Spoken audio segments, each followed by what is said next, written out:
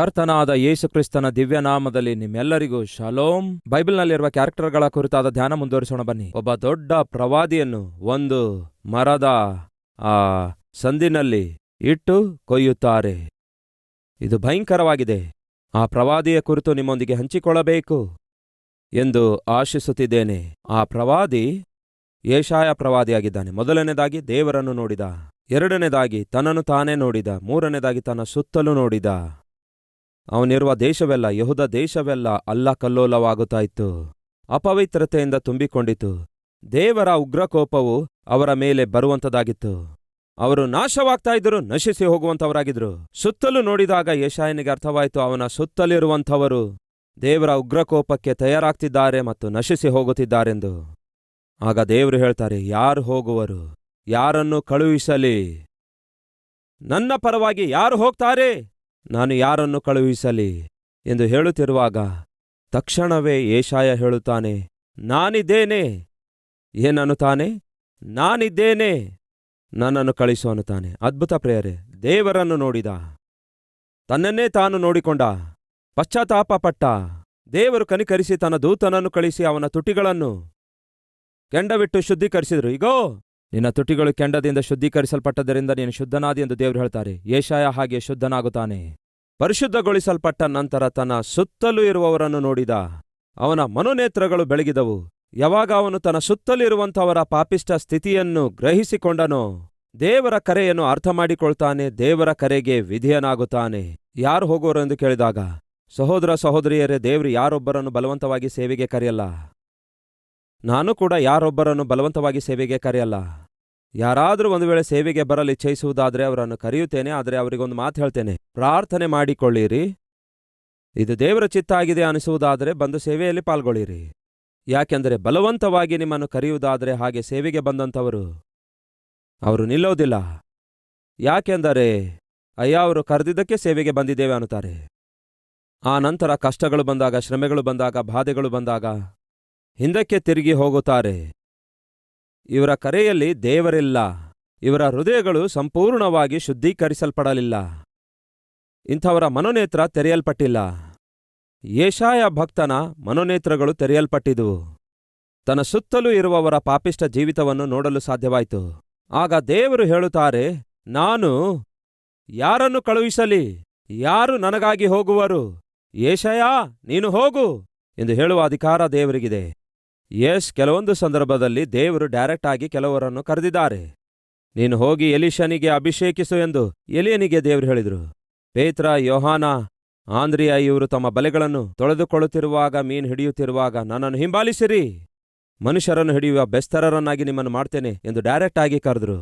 Levi ಸುಂಕದ ಗುತ್ತಿಗೆದಾರನಾಗಿದ್ದ. ಲೆಕ್ಕ ಬರೆದುಕೊಳ್ಳುತ್ತಿರುವಾಗ ಲೇವಿಯನ್ನು ನೋಡಿ ನನ್ನನ್ನು ಹಿಂಬಾಲಿಸು ಎಂದು ಯೇಸು ಹೇಳಿದರು. ಲೇವಿ ಅಂದ್ರೆ ಮತ್ತಾಯನು.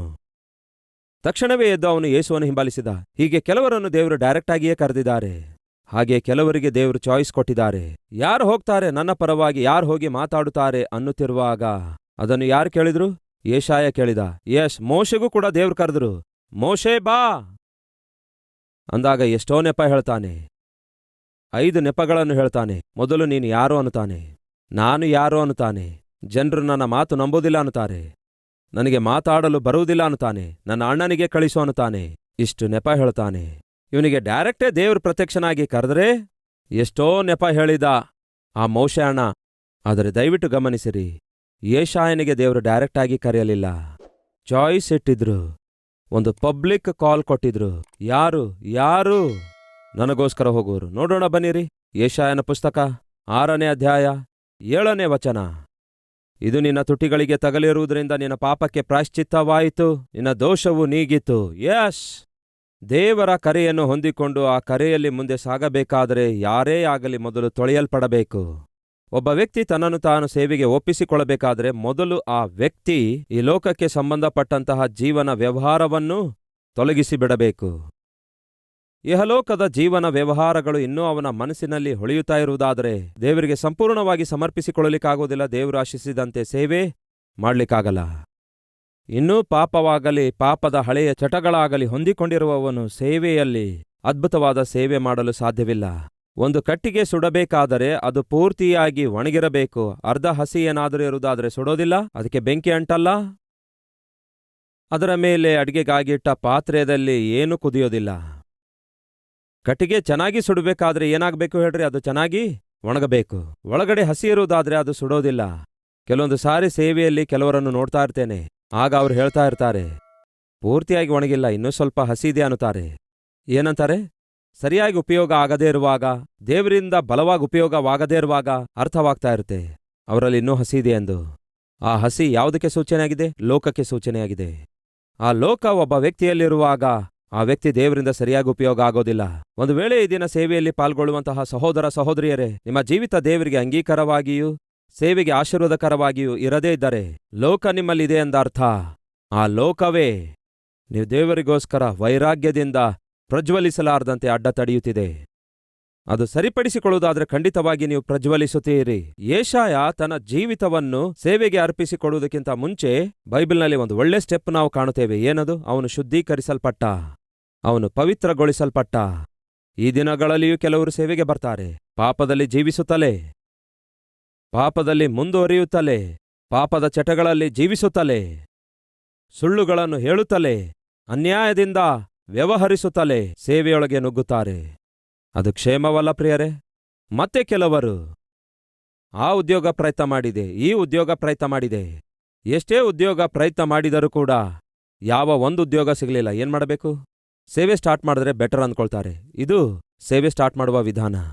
ಬಹಳ ವರ್ಷಗಳ ಹಿಂದೆ ನನ್ನೊಂದಿಗೆ ಬಹಳ ಜನ ಯೌವನಸ್ಥರು ಇರ್ತಾ ಇದ್ರು. ಆಗ ಕಲ್ವರಿ ಯೂತ್ ಮಿಷನ್ ಎಂಬ ಯೌವನಸ್ಥರ ಮಧ್ಯದಲ್ಲಿ ಸೇವೆ ಪ್ರಾರಂಭಿಸಿದೆ. ಒಬ್ಬ ಸ್ಟೂಡೆಂಟ್ BSc ಮುಗಿಸಿದ, ಉದ್ಯೋಗ ಪ್ರಯತ್ನ ಮಾಡ್ತಾನೆ ಆದರೂ ಉದ್ಯೋಗ ಸಿಗೋದಿಲ್ಲ. ಆ ಸಹೋದರ ನನ್ನೊಂದಿಗೆ ಸೇವೆಯಲ್ಲಿ ಉಪಯೋಗ ಆಗ್ತಿದ್ದ. ಅವರ ಮನೆಗೆ ನಾನು ಹೋದೆ. ಅವರ ತಂದೆ ನನಗೆ ಹೇಳ್ತಾರೆ, ಏನಪ್ಪಾ, ನಮ್ಮ ಮಗನನ್ನು ಕೂಡ ಕರೆದೊಯ್ ಅಂದ್ರು. ಅಂಕಲ್, ಅಂದ್ರೆ ನಿಮ್ಮ ಉದ್ದೇಶ ಏನೆಂದು ಕೇಳಿದೆ. ಕರ್ಕೊಂಡು ಹೋಗಪ್ಪ ಅಂದ್ರು. ಇವನಿಗೆ ಒಂದು ಕ್ಷಣ ಬಿಡೋ ಇರಲ್ಲ, ರೂಪಾಯಿ ಆದಾಯ ಇರಲ್ಲ. ಇವನಿಗೆ ವಿದ್ಯಾಭ್ಯಾಸ ಕೊಡಿಸಿದ್ದೀನಿ, ಆದರೆ ಒಂದು ಉದ್ಯೋಗ ಸಿಗ್ತಾ ಇಲ್ಲ. ಇವನಿಗೆ ಉದ್ಯೋಗವಿಲ್ಲ, ಕೆಲಸವಿಲ್ಲ. ಇವನು ತಿನ್ನೋದಕ್ಕೆ ಬಿಟ್ರೆ ಉಪಯೋಗಕ್ಕೆ ಬರಲ್ಲ. ಹಾಗಾಗಿ ಇವನನ್ನು ಕರೆದೊಯ್ ಅಂದ್ರು. ತಿನ್ನೋದನ್ನು ಬಿಟ್ರೆ ಯಾವ ಉಪಯೋಗಕ್ಕೆ ಬರದವನು ಯಾವುದಕ್ಕೆ ಕರೆದೊಯ್ಬೇಕಂತೆ? ಒಮ್ಮೆ ಆಲೋಚಿಸಿರಿ. ತಿನ್ನಲು ಬಿಟ್ರೆ ಬೇರೆ ಯಾವುದಕ್ಕೂ ಉಪಯೋಗಕ್ಕೆ ಬರದವನನ್ನು ಎದಕ್ಕಾಗಿ ತಂದೆ ಕಳಿಸ್ತಿದ್ದಾನೆ? ಸೇವೆಗೆ ಕಳಿಸುತ್ತಿದ್ದಾನೆ. ಬಹಳ ಬಾಧೆ ಅನಿಸಿತು. ಅಂದರೆ ತಿನ್ನೋದನ್ನು ಬಿಟ್ರೆ ಬೇರೆ ಉಪಯೋಗಕ್ಕೆ ಬರದವನು ಸೇವೆ ಮಾಡ್ಬೇಕಾ? ಅದೇ ಅವನು ಸ್ವಲ್ಪ ದುಡ್ಡು ಸಂಪಾದಿಸುವವನಿಗೆ ನಾವು ನೋಡಿ, ಬ್ರದರ್ ಸೇವೆಗೆ ಬನ್ರಿ, ಅಯ್ಯೋ ಚೆನ್ನಾಗಿದ್ದೀರಿ, ನಾನು ಮಾಡುವ ಉದ್ಯೋಗ ಎಂಥ ಉದ್ಯೋಗ ಗೊತ್ತಾ? ನನ್ನ ಆದಾಯ ಎಷ್ಟು ಗೊತ್ತಾ? ನನ್ನ ಸಂಬಳ ಎಷ್ಟು ಗೊತ್ತಾ? ನನ್ನ ಪೋಸ್ಟ್ ಯಾವುದು ಗೊತ್ತಾ? ನನ್ನ ಪೊಸಿಷನ್ ಯಾವುದು ಗೊತ್ತಾ? ಇವೆಲ್ಲವನ್ನು ಬಿಟ್ಬಿಟ್ಟು ನಾನು ಸೇವೆಗೆ ಬರಬೇಕನ್ನುತ್ತೀರಾ, ಸೇವೆ ಮಾಡಬೇಕನ್ನುತ್ತೀರಾ? ಚೆನ್ನಾಗಿದ್ದೀರಿ ನೀವು, ಯಾವ ಉದ್ಯೋಗ ಇಲ್ಲದಂಥವರನ್ನು ನೋಡಿ ಆರಿಸಿಕೊಳ್ಳ್ರಿ ಎಂದು ಉತ್ತರಿಸ್ತಾರೆ. ಎಷ್ಟು ಘೋರ ನೋಡಿ. ಪ್ರಿಯ ಸಹೋದರ ಸಹೋದರಿಯರೇ, ಈ ದಿನಗಳಲ್ಲಿ ಅಂತಹ ಪರಿಸ್ಥಿತಿ ಧಾವಿಸಿದೆ. ಆದರೆ ಯೆಶಾಯ, ನೀವು ಜಾಗ್ರತೆಯಿಂದ ನೋಡ್ರಿ. ಮೊದಲು ಅವನ ಹೃದಯ ಶುದ್ಧೀಕರಿಸಲ್ಪಟ್ಟಿತು, ಅವನು ಪರಿಶುದ್ಧಗೊಳಿಸಲ್ಪಟ್ಟನು. ಅದಕ್ಕಾಗಿಯೇ ಅವನ ಮನೋನೇತ್ರಗಳು ಬೆಳಗಿದವು. ಆಗ ದೇವರು ಹೇಳ್ತಿದ್ದಾರೆ. ಏನ್ ಹೇಳ್ತಿದ್ದಾರೆ ನೋಡೋಣ ಬನ್ನಿ. 8ನೇ ವಚನ. ಆಗ ನಾನು ಯಾರನ್ನು ಕಳುಹಿಸಲಿ? ಯಾವನು ನಮಗೋಸ್ಕರ ಹೋಗುವನು ಎಂದು ಕರ್ತನ ನುಡಿಯನ್ನು ಕೇಳಿ. Open invitation. ಯಾರು ಸೇವೆ ಮಾಡಬೇಕನ್ನುತ್ತಾ ಇದ್ದೀರಿ? ಯಾರು ನನಗೋಸ್ಕರ ಜೀವಿಸಬೇಕನ್ನುತ್ತಾ ಇದ್ದೀರಿ? ಯಾರು ದೇವರಿಗೋಸ್ಕರ ಜೀವಿಸಬೇಕನ್ನುತ್ತಾ ಇದ್ದೀರಿ? ಇಲ್ಲಿಯವರೆಗೂ ನೀವು ನಿಮಗೋಸ್ಕರ ಜೀವಿಸಿದ್ದೀರಿ, ಇಲ್ಲವೇ ಸರ್ಕಾರಿ ಉದ್ಯೋಗಕ್ಕಾಗಿ ಜೀವಿಸಿದ್ದೀರಿ, ಇಲ್ಲವೇ ಒಂದು ಕಂಪನಿಗಾಗಿ ಜೀವಿಸಿದ್ದೀರಿ, ಇಲ್ಲವೇ ಒಂದು ಫ್ಯಾಕ್ಟರಿಗಾಗಿ ಜೀವಿಸಿದ್ದೀರಿ, ಒಂದು ಹಾಸ್ಪಿಟಲ್ಗಾಗಿ ಜೀವಿಸಿದ್ದೀರಿ, ಒಂದು ಕಾಲೇಜ್ಗಾಗಿ ಜೀವಿಸಿದ್ದೀರಿ, ಸಂಪಾದನೆಗಾಗಿ ಜೀವಿಸಿದ್ದೀರಿ. ಆದರೆ ಕರ್ತನಿಗೋಸ್ಕರ ಜೀವಿಸುವಂಥವ್ರು ನಿಮ್ಮಲ್ಲಿ ಯಾರಾದರೂ ಇದ್ದೀರಾ ಎಂಬ ಕರೆ ಕೊಟ್ಟಾಗ ಕೆಲವೊಂದು ಸಂದರ್ಭದಲ್ಲಿ ಕೆಲವೊಂದು ತಮ್ಮ ತಂಗಿಯಂದಿರು ಮುಂದೆ ಬಂದು, ಅಣ್ಣ, ಈ ದಿನ ದೇವರು ನಮ್ಮನ್ನು ಕರೆದಿದ್ದಾರೆ ಅನ್ನುತ್ತಾರೆ. ಹೇಗೆ? ನೀವು ವಾಕ್ಯ ಸಾರುವಾಗ ವಾಕ್ಯದ ಮೂಲಕ ದೇವರೇ ನಮ್ಮನ್ನು ಕರೆದಿದ್ದಾರೆ ಅನ್ನುತ್ತಾರೆ. ವೈಯಕ್ತಿಕವಾಗಿ ಕರೆದಿದ್ದೇನೋ? ಹೆಸರಿಟ್ಟೇನಾದರೂ ಕರೆದೇನೋ? ಇಲ್ಲ ಪ್ರಿಯರೇ. ಮತ್ತ್ಯಾಕೆ ಅವರು ಸೇವೆಗೆ ಬಂದರು? ಒಂದು ದಿನ ನೀವು ಮಾತಾಡ್ತಿರುವಾಗ ದೇವರು ನನ್ನೊಂದಿಗೆ ಮಾತಾಡಿದ್ದಾರೆ.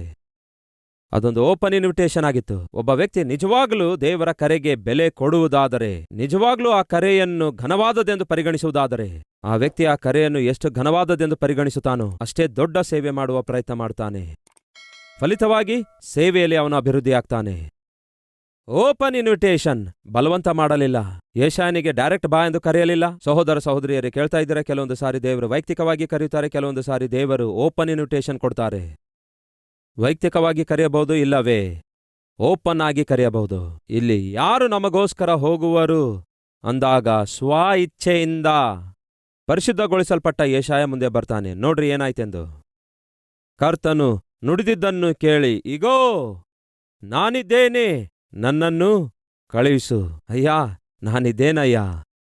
ನೀನು ನನ್ನನ್ನು ಪರಿಶುದ್ಧಗೊಳಿಸಿದ ಕಾರಣವೇ ಪರಿಶುದ್ಧನಾದ ನಿನಗೋಸ್ಕರ ಜೀವಿಸುವುದಕ್ಕಾಗಿ, ನನ್ನನ್ನು ರಕ್ಷಿಸಿದ ಕಾರಣವೇ ರಕ್ಷಕನಾದ ನಿಮ್ಮನ್ನು ಈ ಲೋಕಕ್ಕೆ ಪ್ರಚುರಪಡಿಸುವುದಕ್ಕಾಗಿ ನಾನಿದ್ದೇನೆ ಎಂದು ಹೇಳಿ ಸ್ವ ಇಚ್ಛೆಯಿಂದ ಮುಂದೆ ಬಂದ. ಅದ್ಭುತನಾದ ಪ್ರವಾದಿಯಾಗಿ ಬೆಳೆದು ಬಂದ. ಅದ್ಭುತವಾದ ರೀತಿಯಲ್ಲಿ ಸೇವೆ ಮಾಡಿದ. ಪಾಪ ಇದ್ದದ್ದನ್ನು ಇದ್ದ ಹಾಗೆಯೇ ಬಯಲ್ಪಡಿಸಿದ. ನಿರ್ಭಯದಿಂದ ದೇವರ ಶಿಕ್ಷೆಯ ಕುರಿತಾಗಿ ಮಾತಾಡಿದ. ಶ್ರಮೆ ಎಂದು ಹೇಳ್ತಾನೆ. ಯೆಶಾಯ 5ನೇ ಅಧ್ಯಾಯ ನೋಡುವಾಗ ಬಹಳ ಶ್ರಮೆಗಳ ಕುರಿತಾಗಿ ಮಾತಾಡ್ತಾನೆ. ಅದರಲ್ಲಿ 11ನೇ ವಚನ ನೋಡುವಾಗ ಶ್ರಮೆ ಶ್ರಮೆ ಎಂದು ಹೇಳುತ್ತಾನೆ. ಅಯ್ಯೋ, ಮದ್ಯದ ಗೀಳಿನಿಂದಲೇ ಮುಂಜಾನೆ ಎದ್ದು ಸಂಜೆಯಾದ ಮೇಲೆಯೂ ದ್ರಾಕ್ಷರಸದಿಂದ ಅಮಲೇರಿದವರಾಗಿ ಕಾಲ ಕಳೆಯುವವರಿಗೆ ಶ್ರಮೆ. 18ನೇ ವಚನ, ಭಕ್ತಿಹೀನತೆಯನ್ನು ದೋಷವನ್ನು ಹಗ್ಗದಿಂದ ಎಳೆದುಕೊಳ್ಳುವವರಿಗೆ ಶ್ರಮೆ. ಪಾಪದ ಫಲವನ್ನು ತಮ್ಮ ಕಡೆಗೆ ಎಳೆದುಕೊಳ್ಳುತ್ತಾ ಇರುವವರಿಗೆ ಶ್ರಮೆ. ಕೆಟ್ಟದನ್ನು ಒಳ್ಳೆದೆಂದು, ಒಳ್ಳೆದನ್ನು ಕೆಟ್ಟದೆಂದು ಬೋಧಿಸುತ್ತಾ ಕತ್ತಲನ್ನು ಬೆಳಕೆಂದು, ಬೆಳಕನ್ನು ಕತ್ತಲೆಂದು ಬೋಧಿಸುವಂಥವರಿಗೆ ಶ್ರಮೆ. ಕಹಿಯು ಸಿಹಿ, ಸಿಹಿಯು ಕಹಿ ಎಂದು ಸ್ಥಾಪಿಸುವವರಿಗೆ ಶ್ರಮೆ. ತಮ್ಮಲ್ಲಿ ತಾವೇ ಜ್ಞಾನಿಗಳೆಂದು ಸ್ವಂತ ಗಣನೆಯಲ್ಲಿ ವಿವೇಕಿಗಳೆಂದು ಭಾವಿಸಿಕೊಳ್ಳುವವರ ಪಾಡು ಶ್ರಮೆ. ದ್ರಾಕ್ಷರಸ ಕುಡಿಯುವುದರಲ್ಲಿ ಪ್ರಖ್ಯಾತಿ ಹೊಂದಿದವರಿಗೆ, ಮದ್ಯ ಮಿಶ್ರಣದಲ್ಲಿ ಸಾಹಸಿಗಳಾಗಿರುವವರಿಗೆ ಶ್ರಮೆ. ಇದ್ದುದನ್ನು ಇದ್ದ ಹಾಗೆಯೇ ದೇವರು ಹೇಳದಿದ್ದನ್ನು ಹೇಳುವಂತಹ ದೊಡ್ಡ ಪ್ರವಾದಿಯೇ ಯೆಶಾಯನಾಗಿದ್ದ. ಹೀಗೆ ಅವನಿಗೆ ಕೊಡಲ್ಪಟ್ಟಂತಹ ಪ್ರವಾದನೆಯ ಸೇವೆ ಮಾಡುತ್ತಾ ಯಾವ ಯಾವ ರಾಜರ ಕಾಲದಲ್ಲಿ ಸೇವೆ ಮಾಡಿದನಂತೆ ಮುಂಚೆ ನೋಡಿದೆವಲ್ಲವೇ? ಉಜ್ಜೀಯ, ಯೋತಾಮನು, ಆಹಾಜನು, ಹಿಜ್ಕೀಯ. ಅದಾದ ನಂತರ ಮನಸ್ಸೆ ಕಾಲದಲ್ಲಿ ಈ ಮನಸ್ಸೆ ಬಹುದುರ್ಮಾರ್ಗಿಯಾಗಿದ್ದ. ಈ ಮನಸ್ಸೆಯ ಕುರಿತಾಗಿ ನಾವು ನೋಡುತ್ತೇವೆ. ಬಹಳ ಬಹಳ ಬಹಳ ದುರ್ಮಾರ್ಗಿಯಾಗಿದ್ದ. ಆದರೆ ಚಿಕ್ಕ ವಯಸ್ಸಿನಲ್ಲಿಯೇ ಪರಿಪಾಲನೆ ಮಾಡುವಂತಹ ಒಂದು ಧನ್ಯತೆಯನ್ನು ಪಡೆದುಕೊಂಡ. ಅವನ ತಂದೆ ಹಿಜ್ಕೀಯ. ಆದರೆ ಅವನ ಲಕ್ಷಣ ಒಂದು ಅವನಲ್ಲಿ ಬರಲಿಲ್ಲ. 2 ಪೂರ್ವಕಾಲ ವೃತ್ತಾಂತ 32-33ನೇ ವಚನ. ಹಿಜ್ಕೀಯನು ತನ್ನ ಪಿತೃಗಳ ಬಳಿಗೆ ಸೇರಲು ಅವನ ಮಗನಾದ ಮನಸ್ಸೆಯು ಅವನಿಗೆ ಬದಲಾಗಿ ರಾಜನಾದನು. ಹಿಜ್ಕೀಯ ಅದ್ಭುತ ರಾಜನಾಗಿದ್ದ. ಅವನ ಮಗ ಬಹಳ ಪಾಪಿಷ್ಠನಾಗಿದ್ದ. ಪಂಡಿತ ಪುತ್ರನಾಗಿ ತಯಾರಾದ. ಎಷ್ಟೋ ದುರ್ಮಾರ್ಗತನದಿಂದ ಪ್ರವರ್ತಿಸುತ್ತಾನೆ, ಎಷ್ಟೋ ದುರ್ಮಾರ್ಗತನದಿಂದ ಪರಿಪಾಲಿಸುತ್ತಾನೆ. ಅವನ ಬಗ್ಗೆ ಓದಿದ್ರೆ ಅರ್ಥ ಆಗುತ್ತೆ. ಇದನ್ನು ನೋಡಿದ ದೇವರು ತಾಳಲಿಕ್ಕಾಗಲಿಲ್ಲ. ಎಷ್ಟು ವರ್ಷ? 1ನೇ ವಚನ. ಮನಸ್ಸೆ 12 ವರ್ಷದವನಾಗಿದ್ದಾಗ ಅರಸನಾದ. ಅವನು ಯೆರೂಸಲೇಮನ್ನು 55 ವರ್ಷ ಆಳಿದನು. 55 ಇಯರ್ಸ್. ಒಬ್ಬ ಶ್ರೇಷ್ಠ ತಂದೆಗೆ ಹುಟ್ಟಿದವನಾಗಿದ್ದ. ಶ್ರೇಷ್ಠ ಹುದ್ದೆಯನ್ನು ಪಡೆದವನಾಗಿದ್ದ. ಶ್ರೇಷ್ಠ ಸ್ಥಾನಕ್ಕೆ ಸ್ಥಿತಿಗೆ ಸೇರಿದವನಾಗಿದ್ದ. ಆದರೆ ಬಹು ದುರ್ಮಾರ್ಗಿಯಂತೆ ಪ್ರವರ್ತಿಸಿದ. ಬಹು ಹೀನವಾಗಿ ಜೀವಿಸಿದ. ಹಾಗೆ ಹೀನವಾಗಿ ದುರ್ಮಾರ್ಗಿಯಾಗಿ ಜೀವಿಸುವ ಕಾಲದಲ್ಲಿ ಯೆಶಾಯ ಪ್ರವಾದಿ ದೇವರು ಅವನಿಗೆ ಕೊಟ್ಟಿರುವ ಪ್ರವಾದನೆ ಸೇವೆಯನ್ನು ಮಾಡುತ್ತಾ, ಪಾಪವನ್ನು ಖಂಡಿಸುತ್ತಾ, ಪಾಪ ಮಾಡುವಂತಹ ರಾಜರುಗಳನ್ನು ದೇವರ ವಾಕ್ಯದಿಂದ ಅವರನ್ನು ಸರಿಪಡಿಸುವ ಪ್ರಯತ್ನ ಮಾಡುತ್ತಾ ತನ್ನ ಸೇವೆಯನ್ನು ಮುಂದುವರಿಸುವ ಕಾಲದಲ್ಲಿ, ಇದು ಬೈಬಲಲ್ಲಿ ಲಿಖಿಸಲ್ಪಟ್ಟಿಲ್ಲ, ಆದರೆ ಚರಿತ್ರೆಯ ಪುಸ್ತಕಗಳಲ್ಲಿ ಲಿಖಿಸಲ್ಪಟ್ಟಿದೆ. ಮನಸ್ಸೆ ರಾಜನಿಗೆ ಯೆಶಾಯ ಪ್ರವಾದಿಯ ಪ್ರಕಟಣೆಗಳಾಗಲಿ ಪ್ರವಾದನೆಗಳಾಗಲಿ ಇಷ್ಟ ಆಗ್ಲಿಲ್ಲಂತೆ. ಅವನು ಸಹಿಸ್ಲಿಕ್ಕಾಗ್ಲಿಲ್ಲಂತೆ. ಮೇಲಿಂದ ಮೇಲೆ ಪಾಪ ಬಯಲ್ಪಡಿಸುತ್ತಾ ಇದ್ದ. ಮೇಲಿಂದ ಮೇಲೆ ಎಚ್ಚರಿಸುತ್ತಾ ಇದ್ದ. ಮೇಲಿಂದ ಮೇಲೆ ಶತ್ರು ಮೇಲೆ ಬರುತ್ತಿದ್ದಾನೆ ಎಂದು ಭಯಪಡಿಸ್ತಿದ್ದ ಎಂದು ಭಾವಿಸಿಕೊಂಡು, ಅವನನ್ನು ಹಿಡಿಯಿರಿ, ಯೆಶಾಯ ಪ್ರವಾದಿಯನ್ನು ಹಿಡಿಯಿರಿ, ಅವನು ಬದುಕುಳಿಯಬಾರದು ಎಂದು ಆದೇಶಿಸಿದ. ಹಾಗೆ ಆದೇಶಿಸಿದಾಗ ಯೆಶಾಯ ಪ್ರವಾದಿ ಒಂದು ಅಗಲವಾದ ಮರ ಇದ್ರೆ, ಆ ಮರದ ಮಧ್ಯ ಬಿರುಕಿದ್ರೆ ಬಿರುಕಿನಲ್ಲಿ ಅಡಗಿಕೊಂಡನಂತೆ. ಆ ವಾರ್ತೆ ಕೊನೆಗೆ ಮನಸ್ಸೆಗೆ ಗೊತ್ತಾಯ್ತಂತೆ. ಆಗ ಮನಸ್ಸೆ ಹೇಳಿದ್ದೇನೆಂದರೆ, ಆ ಮರದ ಬಿರುಕಿನಲ್ಲಿರುವ ಯೆಶಾಯನಿಗೆ ಹಾಗೆಯೇ ಗರ್ಗಸದಿಂದ ಕೊಯ್ಯಿರಿ ಅಂದ. ಯೆಶಾಯ ಒಳಗಡೆ ಇದ್ದ. ಆ ಜನರೇನೋ ಮೇಲ್ಗಡೆಯಿಂದ ಅವನನ್ನು ಗರ್ಗಸದಿಂದ ಕೊಯ್ತಾ ಇದ್ರು. ನಮ್ಗೆ ಅರ್ಥ ಆಗುವ ಹಾಗೆ ಅರ್ಧ ಕಟ್ ಮಾಡಿ ನಮಗೆ ತೋರಿಸ್ತಿದ್ದಾರಷ್ಟೇ. ಆ ಬಿರುಕಿರುತ್ತೆ ಅಲ್ಲವೋ, ಅದರಲ್ಲಿ ಯೆಶಾಯ ಇದ್ರೆ ಗರ್ಗಸದಿಂದ ಮೇಲಿನಿಂದ ಜೀವಂತವಾಗಿರುವ ಪ್ರವಾದಿಯನ್ನು ಜೀವಂತವಾಗಿರುವಾಗಲೇ ಮೇಲಿನಿಂದ ಕೆಳಗಡೆವರೆಗೂ ಗರ್ಗಸದಿಂದ ಕೊಯ್ಸಿದ. ಅಷ್ಟು ಭಯಂಕರವಾಗಿ ಚಿತ್ರಹಿಂಸೆಗೆ ಗುರಿಪಡಿಸುತ್ತಾ ಯೆಶಾಯನನ್ನು ಮನಸ್ಸೆ ಕೊಂದು ಹಾಕಿಸಿದ ಎನ್ನುವುದು ಕೆಲವೊಂದು ಚರಿತ್ರೆ ಪುಸ್ತಕಗಳಲ್ಲಿ ಬರೆಯಲ್ಪಟ್ಟಿದೆ. ಪ್ರಾಣವನ್ನಾದರೂ ಕಳೆದುಕೊಂಡ, ಆದರೆ ತನಗೆ ಕೊಡಲ್ಪಟ್ಟ ಪರಿಚರ್ಯವನ್ನು, ಪ್ರಸಂಗವನ್ನು ಬಿಟ್ಟು ಬಿಡಲಿಲ್ಲ. ಅದು ಸೇವೆ ಅಂದ್ರೆ. ಸಮಸ್ಯೆಗಳಿಗೆ ಭಯಪಡುವವನು ಸೇವಕನೇ ಅಲ್ಲ. ಪರಿಸ್ಥಿತಿಗಳಿಗೆ ಬಾಗಿಕೊಳ್ಳುವಂಥವನು ಸೇವಕನೇ ಅಲ್ಲ. ಸೇವೆ ಮಾಡುತ್ತಿರುವಾಗ, ಸವಾಲುಗಳು ಎದುರಾಗುವಾಗ ಸವಾಲುಗಳನ್ನು ನೋಡಿ ಚೆದರಿ ಹೋಗುವವನು ಸೇವಕನೇ ಅಲ್ಲ. ಬೆದರಿಕೆಗೆ ಒಳಗಾಗುವವನು ಸೇವಕನೇ ಅಲ್ಲ. ದೇವರು ನನಗೆ ಈ ಅದ್ಭುತವಾದ ಸೇವೆ ಕೊಟ್ಟಿದ್ದಾರೆ. ಇದು ದೇವರು ಕೊಟ್ಟ ಸೇವೆಯಾಗಿದೆ. ಆತನನ್ನು ಘನಪಡಿಸಬೇಕು, ಆತನನ್ನು ಉನ್ನತಕ್ಕೆ ತರಬೇಕು, ಆತನ ಚಿತ್ತವನ್ನು ನೆರವೇರಿಸಬೇಕು. ಆತನ ಚಿತ್ತ ಮಾಡುವುದೊಂದೇ ನನ್ನ ಜೀವಿತದ ಧ್ಯೇಯಾಗಿದೆ ಎನ್ನುವಂಥವನೇ ಸೇವೆಗೆ ಉಪಯೋಗವಾಗಿರ್ತಾನೆ, ಸೇವೆಯಲ್ಲಿ ಉಪಯೋಗಿಸಲ್ಪಡ್ತಾನೆ. ಯೆಶಾಯ ಕೊನೆ ಉಸಿರಿನವರೆಗೂ ದೇವರು ಅವನಿಗೆ ಕೊಟ್ಟ ಕೆಲಸವನ್ನು ಮಾಡಿದ, ಸೇವೆಯನ್ನೇ ಮುಂದುವರಿಸಿದ. ಅವನ 90ನೇ ವರ್ಷದಲ್ಲಿ ಅವನು ಕೊಲ್ಲಲ್ಪಟ್ಟಿರುತ್ತಾನೆ ಎನ್ನುವುದು ಚರಿತ್ರೆಯ ಪುಸ್ತಕಗಳಲ್ಲಿ ಬರೆಯಲ್ಪಟ್ಟಿರುವ ವಾಸ್ತವವಾಗಿದೆ. ಪ್ರಿಯ ಸಹೋದರ ಸಹೋದರಿಯರೇ, ಯೆಶಾಯ ಯಾವಾಗ ಅವನ ಹೃದಯವು ಶುದ್ಧೀಕರಿಸಲ್ಪಟ್ಟಿತೋ ಅಂದಿನಿಂದ ದೇವರಿಗೋಸ್ಕರವೇ ಜೀವಿಸಿದ. ನೀವು ಯಾವಾಗ ರಕ್ಷಿಸಲ್ಪಟ್ಟಿದ್ದೀರೋ ಆವಾಗ ನಿಮ್ಮ ಹೃದಯ ಶುದ್ಧೀಕರಿಸಲ್ಪಟ್ಟಿತು. ಅದಕ್ಕೆ ನೀವು ರಕ್ಷಿಸಲ್ಪಟ್ಟಿದ್ದೀರಿ. ಅಂದಿನಿಂದ ಸಾಯುವವರೆಗೂ ನೀವು ಯಾರಿಗಾಗಿ ಜೀವಿಸಬೇಕು? ನೀವು ಯೇಸುವಿಗಾಗಿ ಜೀವಿಸಬೇಕು. ನಿಮಗೋಸ್ಕರ ಅಲ್ಲ ನೀವು ಜೀವಿಸಬೇಕಾದದ್ದು. ನಿಮ್ಮ ಸಂಪಾದನೆಗಾಗಿ ಅಲ್ಲ ನೀವು ಜೀವಿಸಬೇಕಾದದ್ದು. ಮನೆ ಕಟ್ಟಿಕೊಳ್ಳುವುದಕ್ಕಾಗಲಿ, ಕಾರ್ ಕೊಂಡುಕೊಳ್ಳುವುದಕ್ಕಾಗಲಿ, ಕಷ್ಟ ತೀರಿಸಿಕೊಳ್ಳುವುದಕ್ಕಾಗಲಿ ಇವುಗಳಿಗಾಗಲ್ಲ. ಗಂಡನಿಗೆ ಪ್ರೀತಿಸೋದು, ಹೆಂಡತಿಗೆ ಪ್ರೀತಿಸೋದು, ಮಕ್ಕಳಿಗೆ ಪ್ರೀತಿಸೋದು, ಅವರನ್ನು ಪೋಷಿಸೋದು ಇವೆಲ್ಲ ಕುಟುಂಬ ವ್ಯವಸ್ಥೆಯ ಒಂದು ಭಾಗವಾಗಿದೆ. ಆದರೆ ನೀವು ಯಾವುದೇ ಕೆಲಸ ಮಾಡ್ತಾ ಇದ್ರು ಕೂಡ ಕೇಳ್ರಿ, ವಿದ್ಯಾರ್ಥಿಯಾಗಿ ವಿದ್ಯಾಭ್ಯಾಸ ಮಾಡಿದರು, ವೈದ್ಯಕೀಯ ಮಾಡ್ತಾ ಇದ್ರು, ವೃತ್ತಿಯಲ್ಲಿದ್ರು, ವ್ಯವಸಾಯ ಮಾಡ್ತಾ ಇದ್ರು, ವ್ಯಾಪಾರ ಮಾಡ್ತಾ ಇದ್ರು. ನೀವು ಯಾವುದೇ ಕೆಲಸ ಮಾಡಿದರೂ ಆ ಕೆಲಸದಲ್ಲಿ ನೀವು ಕ್ರಿಸ್ತನನ್ನು ಕ್ರಿಯೆಯಲ್ಲಿ ತೋರಿಸಿಕೊಡಬೇಕು. ಕ್ರಿಸ್ತನಿಗೆ ಸಾಕ್ಷಿಗಳಾಗಿ ಜೀವಿಸಬೇಕು. ಅದೇ ನಿಮ್ಮ ಸೇವೆಯೆಂದು ನೀವು ಭಾವಿಸಬೇಕು. ಅದಕ್ಕೆ ಯಾವಾಗಲೂ ಹೇಳ್ತೇನೆ, ನೀವು ಎಲ್ಲಿರುತ್ತೀರೋ ಅಲ್ಲಿ, ಯಾವ ಕೆಲಸ ಮಾಡ್ತೀರೋ ಅಲ್ಲಿ ಕ್ರಿಸ್ತನಿಗೆ ಸಾಕ್ಷಿಗಳಾಗಿ ಜೀವಿಸಿರಿ. ನಿಮ್ಮನ್ನು ನೋಡಿದಂತಹ ಇತರರು ನಿಮ್ಮಲ್ಲಿರುವ ಕ್ರಿಸ್ತನನ್ನು ಅರ್ಥ ಮಾಡಿಕೊಳ್ಳುವ ಹಾಗೆ ನಿಮ್ಮ ಜೀವಿತ ಇರಬೇಕು. ಗಮನ ಕೊಟ್ಟು ಕೇಳ್ರಿ, ಬೈಬಲ್ ಹೇಳುತ್ತೆ, ನೀವು ಲೋಕಕ್ಕೆ ಬೆಳಕಾಗಿದ್ದೀರಿ, ಲೋಕಕ್ಕೆ ನೀವು ಉಪ್ಪಾಗಿದ್ದೀರಿ. ಹಾಗಾಗಿ ಉಪ್ಪಿಲ್ಲದ ಸಾರು ಒಪ್ಲಿಕ್ಕಾಗಲ್ಲ, ರುಚಿ ಇಲ್ಲದಾಗಿರುತ್ತೆ. ನಿಮ್ಮ ಜೀವಿತ ಅನೇಕ ಜನರ ಸಪ್ಪಗಾಗಿರುವ ಜೀವಿತಕ್ಕೆ ರುಚಿಯಾಗಿರಬೇಕು. ನಿಮ್ಮ ಮಾತು ಕೃಪೆಯುಳ್ಳದಾಗಿರಬೇಕು. ನಿರಾಶರಾಗಿರುವಂತಹ ಇತರರಿಗೆ ನಿಲ್ಲಿಸುವಂತಹ ಮಾತುಳ್ಳವರಾಗಿ ನೀವು ಜೀವಿಸಬೇಕು. ಪ್ರಿಯ ಸಹೋದರ ಸಹೋದರಿಯರೇ, ಯೆಶಾಯ ಸುಮಾರು 60ರಿಂದ 65 ವರ್ಷದವರೆಗೂ ಸೇವೆಯನ್ನು ಅದ್ಭುತವಾಗಿ ಮಾಡುತ್ತಾನೆ. ಹಾಗೆಯೇ ಅದ್ಭುತವಾಗಿ ತನ್ನ ಜೀವಿತವನ್ನು ಮುಗಿಸುತ್ತಾನೆ. ದುರ್ಮಾರ್ಗಿ ರಾಜ ಅವನನ್ನು ಕೊಂದಾಕಬೇಕೆಂದಾಗ ತನ್ನ ಸೇವೆ ಮಾತ್ರ ಬಿಡಲಿಲ್ಲ. ಸೇವೆ ಮಾಡುತ್ತಲೇ ಮುಂದುವರೆದ. ಸೇವೆ ಮಾಡುತ್ತಿರುವಾಗಲೇ ಪ್ರಾಣವನ್ನು ಕೊಟ್ಟ. ಮಧ್ಯದಲ್ಲಿ ಬಿಟ್ಟು ಓಡಿ ಹೋಗಲಿಲ್ಲ. ಯಾಕೆಂದ್ರೆ ಅವನು ಪರಿಶುದ್ಧನಾಗಿದ್ದ, ಕರ್ತನನ್ನು ಪ್ರೀತಿಸಿದವನಾಗಿದ್ದ. ಸಹೋದರ ಸಹೋದರಿಯರೇ, ಓಡಿ ಹೋಗಬೇಡಿ. ದೇವರಲ್ಲಿ ನಂಬಿಕೆ ಇಟ್ಟಿದ್ದೀರಿ, ದೇವರಿಗೆ ಸಾಕ್ಷಿಗಳಾಗಿ ಜೀವಿಸ್ತಾ ಇದ್ದೀರಿ. ಹಾಗಾದ್ರೆ ಶ್ರಮೆಗಳು ಬರ್ತವೆ, ಕಷ್ಟಗಳು ಬರ್ತವೆ, ಇಕ್ಕಟ್ಟು ಬಿಕ್ಕಟ್ಟುಗಳು ಬರ್ತವೆ, ವ್ಯಾಧಿ ಬಾಧೆಗಳು ಬರ್ತವೆ. ಹಾಗೆಂದ ಮಾತ್ರಕ್ಕೆ ನಾವು ದೇವರನ್ನು ಬಿಟ್ಟು ಓಡಿ ಹೋಗುವ ಅಗತ್ಯವಿಲ್ಲ. ಯೋಬನ ಕುರಿತು ನಾವು ಧ್ಯಾನಿಸ್ತೇವೆ, ಓಡಿ ಹೋಗಲಿಲ್ಲ. ಅವನೇನ್ ಮಾಡಿದ? ದೇವರ ಪಾದಕ್ಕೆ ಅಡ್ಡ ಬಿದ್ದ. ತನಗಿರುವ ಎಲ್ಲಾ ಸಮಸ್ಯೆಯನ್ನು ತಂದು ಕರ್ತನ ಪಾದದ ಮುಂದಿಟ್ಟ. ಫಲಿತವಾಗಿ ಏನಾಯ್ತು? 2ರಷ್ಟು ಆಶೀರ್ವಾದ ಹೊಂದಿದ. ನಿಮ್ಮ ಸಮಸ್ಯೆ ಯಾವುದೇ ಆಗಿರಬಹುದು, ಅದು ಎಷ್ಟೇ ತೀವ್ರವಾಗಿರಬಹುದು, ನೀವು ಮಾಡಬೇಕಾದದ್ದೆಲ್ಲ ಒಂದೇ. ಆ ಸಮಸ್ಯೆಗಳೆಲ್ಲ ತಂದು ಯೇಸುವಿನ ಪಾದಗಳ ಮುಂದೆ ಹಾಕಿರಿ. ಆತನ ಪಾದಕ್ಕೆ ಅಡ್ಡ ಬೆಳಿರಿ. ನಿಮ್ಮ ಭಾರವನ್ನೆಲ್ಲ ಆತನಿಗೆ ಒಪ್ಪಿಸಿಕೊಡಿರಿ. ಬೈಬಲ್ ಹೇಳುತ್ತದೆ, ಅನುದಿನವೂ ಆತನು ನಮ್ಮ ಭಾರವನ್ನು ಹೊರುವಾತನಾಗಿದ್ದಾನೆಂದು. ಪ್ರತಿದಿನ ಆತನು ನಿಮ್ಮ ಭಾರ ಹೊರಲು ಸಿದ್ಧನಾಗಿದ್ದಾನೆ. ನೀವು ಮಾಡಬೇಕಾದದೇನು? ಆ ಭಾರವನ್ನೆಲ್ಲ ತಂದು ಆತನ ಮುಂದೆ ಇಡೀರಿ. ಎಲೆ ಕಷ್ಟಪಡುವವರೇ, ಹೊರೆ ಹೊತ್ತವರೇ, ನೀವೆಲ್ಲರೂ ನನ್ನ ಬಳಿಗೆ ಬನ್ನಿರಿ. ನಾನು ನಿಮಗೆ ವಿಶ್ರಾಂತಿ ಕೊಡ್ತೇನೆ, ಪ್ರಶಾಂತತೆ ಕೊಡ್ತೇನೆ, ಸಮಾಧಾನ ಕೊಡ್ತೇನೆ ಎಂದು ಯೇಸು ಹೇಳಿದರೆ, ಯಾರಾದರೂ ಇದ್ದೀರಾ ಬಾಧೆಯಿಂದಿರುವಂಥವ್ರು, ಭಾರದಿಂದಿರುವಂಥವ್ರು? ಹಾಗಾದ್ರೆ ಬನ್ನಿ, ಆತನ ಸನ್ನಿಧಿಯಲ್ಲಿ ನಾವು ವಿಶ್ರಾಂತಿ ಹೊಂದಿಕೊಳ್ಳೋಣ, ಸಮಾಧಾನ ಹೊಂದಿಕೊಳ್ಳೋಣ, ಸಂತೋಷದಿಂದ ಜೀವಿಸಿ ಸತ್ಕ್ರಿಯೆಗಳನ್ನು ಫಲಿಸೋಣ, ಸತ್ಪ್ರವರ್ತನೆಯುಳ್ಳವರಾಗಿ ಸಜೀವವುಳ್ಳ ದೇವರಿಗೆ ಸಾಕ್ಷಿಗಳಾಗಿರೋಣ. ಬನ್ನಿ, ಲೆಟ್ಸ್ ಪ್ರೇ.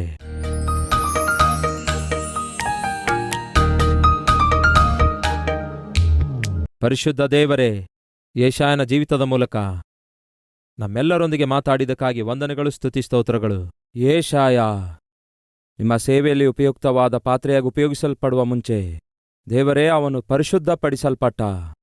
ಅದೇ ರೀತಿ ದೇವರೇ, ಸೇವೆಯಲ್ಲಿ ಉಪಯೋಗವಾಗುವ ಪ್ರತಿಯೊಬ್ಬರನ್ನು ಪರಿಶುದ್ಧಗೊಳಿಸಿರಿ.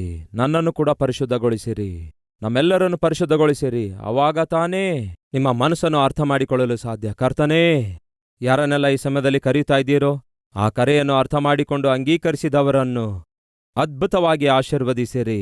ಸೇವೆಯಲ್ಲಿ ನಂಬಿಗಸ್ತರಾದ ಸಾಧನಗಳನ್ನಾಗಿ, ಸಾಕ್ಷಿಗಳನ್ನಾಗಿ ಅವರನ್ನು ಅಭಿವೃದ್ಧಿಗೊಳಿಸಿರಿ. ನಿಮಗೆ ಸಾಕ್ಷಿಗಳಾಗಿ ಜೀವಿಸಿ ಸೇವೆ ಮಾಡುತ್ತಾ ಇರುವಾಗ ಆಟಂಕಗಳು ಬರ್ತವೆ, ಅಭ್ಯಂತರಗಳು ಬರ್ತವೆ, ಆಪತ್ತುಗಳು ಬರ್ತವೆ, ಅನೇಕ ಸಮಸ್ಯೆಗಳು ಬರ್ತವೆ. ಅವುಗಳನ್ನು ನೋಡಿ ಓಡಿ ಹೋಗುವಂತಹ ಸೇವಕನು ಎಂದಿಗೂ ನಿಲ್ಲೋದಿಲ್ಲ. ಮಾತ್ರವಲ್ಲ, ಯಾವಾಗ ದೇವರೇ ನಿಮ್ಮನ್ನು ಬಿಟ್ಟು ಓಡಿ ಹೋಗುತ್ತಾನೋ, ಸೈತಾನನು ಬಲವಾಗಿ ಕಾರ್ಯ ಮಾಡುತ್ತಾನೆ. ಅವನ ಒಳಸಂಚುಗಳನ್ನು ಹೆಚ್ಚಿಸುತ್ತಾನೆ, ನರಳಾಡುವ ಹಾಗೆ ಮಾಡುತ್ತಾನೆ, ಒಬ್ಬಂಟಿಗನನ್ನಾಗಿ ಮಾಡಿ ಸೋತು ಹೋಗುವ ಹಾಗೆ ಮಾಡುತ್ತಾನೆ. ಅಂತಹ ಹೀನ ಸ್ಥಿತಿಗೆ ಯಾರೊಬ್ಬರು ಬರದಂತೆ ಸಹಾಯ ಮಾಡಿರಿ. ಈ ದಿನ ಬಿತ್ತಲ್ಪಟ್ಟ ಈ ವಾಕ್ಯ ಫಲಿಸಬೇಕು. ಅನೇಕ ಜನರ ಜೀವಿತಗಳು ದೇವರೇ ಪರಿಶುದ್ಧಪಡಿಸಲ್ಪಟ್ಟು ಮಾರ್ಪಡಲಿ ಎಂದು ಯೇಸುವಿನ ನಾಮದಲ್ಲಿ ಬೇಡಿ ಹೊಂದಿದ್ದೇವೆ ತಂದೆಯೇ, ಆಮೇನ್.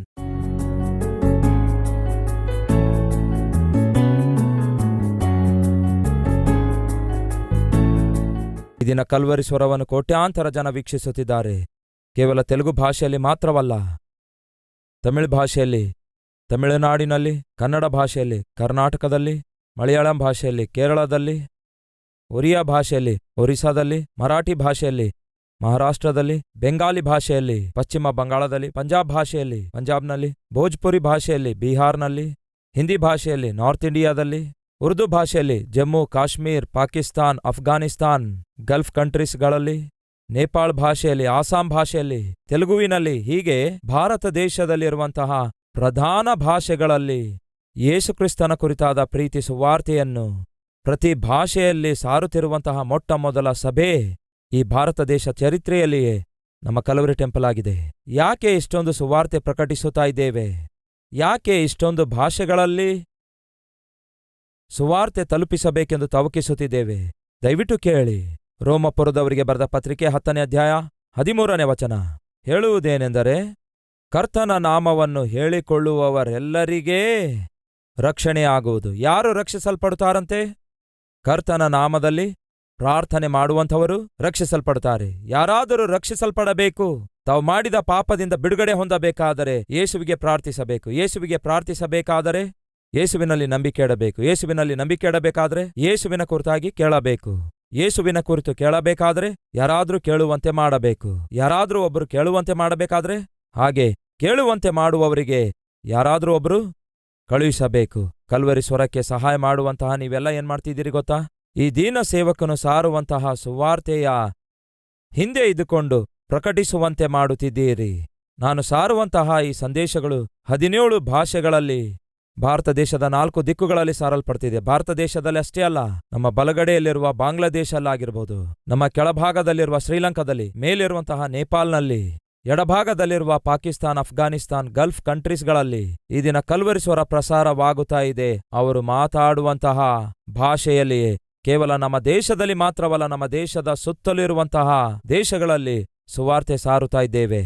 ಮುಂದ್ಬರುವಂತಹ ದಿನಗಳಲ್ಲಿ ಏಷ್ಯಾ ಖಂಡದಲ್ಲಿರುವಂತಹ ಪ್ರತಿ ದೇಶಕ್ಕೆ ಸುವಾರ್ತೆ ಸಾರುವಂತಹ ಸಭೆಯಾಗಿ ನಮ್ಮ ಸಭೆಯನ್ನು ದೇವರು ಆಶೀರ್ವದಿಸಬೇಕು ಎಂದು ನಾವು ಪ್ರಾರ್ಥಿಸುವವರಾಗಿರಬೇಕು. ನಾವು ತಿಳಿದುಕೊಂಡಿರುವ ಸತ್ಯವನ್ನು ತಿಳಿಸಲಾರದೇ ಇರುವುದಾದರೆ ಎಷ್ಟು ನಷ್ಟ. ಒಂದು ನಿರ್ಣಯ ತೆಗೆದುಕೊಳ್ಳಿ.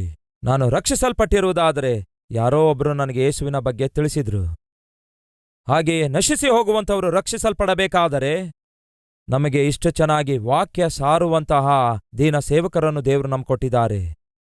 ವಾಕ್ಯ ಬಹು ವಿವರವಾಗಿಯೂ, ವಾಕ್ಯ ಬಹು ಅರ್ಥಗರ್ಭಿತವಾಗಿಯೂ, ಎಲ್ಲರೂ ಅರ್ಥ ಮಾಡಿಕೊಳ್ಳುವ ವಿಧಾನದಲ್ಲಿಯೂ ವಾಕ್ಯ ಸಾರುವಂತಹ ಸೇವಕರನ್ನು ದೇವರು ನಮ್ಗೆ ಕೊಟ್ಟಿದ್ದಾರೆ. ಈ ಸೇವಕರಿಗೆ ಸಹಾಯ ಮಾಡುವುದಾದರೆ, ಇಂತಹ ಸಂದೇಶವನ್ನು ಅನೇಕ ಲಕ್ಷಾಂತರ ಜನರು ಕೇಳುವಂತೆ ಮಾಡುವುದಾದರೆ ಅನೇಕರ ಜೀವಿತಗಳು ಬದಲಾಗುತ್ತವೆ ಎಂಬ ನಂಬಿಕೆ ಖಂಡಿತವಾಗಿ ನಿಮ್ಮೆಲ್ಲರಿಗೆ ಇದ್ದೇ ಇರುತ್ತೆ. ಆ ನಂಬಿಕೆಯುಳ್ಳ ಸಹೋದರ ಸಹೋದರಿಯರೇ, ಅದನ್ನು ಕ್ರಿಯೆಯಲ್ಲಿಡಿರಿ. ಸುವಾರ್ತೆ ತಲುಪಿಸಿರಿ. ಕರ್ತನ ನಾಮದಲ್ಲಿ ಪ್ರಾರ್ಥಿಸುವವರೆಲ್ಲರಿಗೆ ಏನಾಗುತ್ತೆ? ರಕ್ಷಣೆ ಉಂಟಾಗ್ತದೆ. ಹಾಗೆ ಪ್ರಾರ್ಥಿಸಬೇಕಾದರೆ ನಂಬಿಕೆ ಇಡಬೇಕು. ಹಾಗೆ ನಂಬಿಕೆ ಇಡಬೇಕಾದರೆ ಕೇಳಬೇಕು. ಕೇಳಬೇಕಾದರೆ ಯಾರಾದರೂ ಒಬ್ಬರು ಕೇಳುವಂತೆ ಮಾಡಬೇಕು. ಕೇಳುವಂತೆ ನನ್ನಂತಹ ಸೇವಕರು ಮಾಡಬೇಕಾದರೆ ನನ್ನ ಹಿಂದೆ ಇದ್ದುಕೊಂಡು ಏನ್ ಮಾಡಬೇಕು? ಈ ಸೇವಕನ ಸ್ವರವನ್ನು ಅನೇಕ ಭಾಷೆಗಳಲ್ಲಿ ತರ್ಜುಮೆ ಮಾಡಿ ಕೇಳುವಂತೆ ಮಾಡಬೇಕು. ನಾನೇನು ಮಾಡಬಲ್ಲೆನೋ ಬಹುಶಃ ಅದು ನೀವು ಮಾಡಲಾರದೇ ಇರಬಹುದು. ನೀವೇನನ್ನು ಮಾಡಬಲ್ಲಿರೋ ಬಹುಶಃ ಅದನ್ನು ನಾನು ಮಾಡ್ಲಿಕ್ಕಾಗದೇ ಇರಬಹುದು. ನೀವು ನಾನು ಒಟ್ಟಿಗೆ ಸೇರುವುದಾದರೆ ಲೋಕಕ್ಕೆ ಸುವಾರ್ತೆಯನ್ನು ತಲುಪಿಸಬಹುದು. ಹಾಗಾಗಿ ಒಂದು ತೀರ್ಮಾನ ತೆಗೆದುಕೊಳ್ಳಿ. ದೇವರು ನಿಮಗೆ ಕೊಟ್ಟ ಸಾಮರ್ಥ್ಯದ ಮೇರೆಗೆ ತಿಂಗಳಿಗೆ 1 ಸಾರಿ ಆಗಲಿ, ಇಲ್ಲವೇ 2 ತಿಂಗಳಿಗೆ 1 ಸಾರಿ ಆಗಲಿ, ಇಲ್ಲವೇ 3 ತಿಂಗಳಿಗೆ 1 ಸಾರಿ ಆಗಲಿ, ಇಲ್ಲವೇ ದೇವರು ನಿಮ್ಮ ಜೀವಿತದಲ್ಲಿ ಶುಭ ಕಾರ್ಯಗಳನ್ನು ಮಾಡುವಾಗ, ಆಶೀರ್ವಾದಗಳನ್ನು ಅನುಗ್ರಹಿಸಿದಾಗ ಕೃತಜ್ಞತೆಯುಳ್ಳವರಾಗಿ ಸುವಾರ್ತೆಗೆ ದಾನ ಮಾಡಿರಿ. ಪ್ರತಿ ಶನಿವಾರ ನಮ್ಮ ಕಲ್ವರಿ ಟೆಂಪಲ್ನಲ್ಲಿ ಸ್ಪಾನ್ಸರ್ಸ್ ಮೀಟ್ ಇರುತ್ತೆ. ಆ ಸ್ಪಾನ್ಸರ್ಸ್ ಮೀಟ್ನಲ್ಲಿ ಪಾಲ್ಗೊಳ್ಳಿರಿ. ಬನ್ನಿರಿ, ಎಲ್ಲರೂ ಸೇರಿ ಕ್ರಿಸ್ತನ ಸುವಾರ್ತೆಯನ್ನು, ಕ್ರಿಸ್ತನ ಪ್ರೀತಿಯಿಂದ ಕೂಡಿದ ಸುವಾರ್ತೆಯನ್ನು ಲೋಕಕ್ಕೆ ಸಾರಿ ಹೇಳುವ ಪ್ರಯತ್ನ ಮಾಡೋಣ. ಇದು ನಮ್ಮ ಜವಾಬ್ದಾರಿಕೆಯಾಗಿದೆ ಎಂದು ಮರೆಯಬೇಡಿರಿ.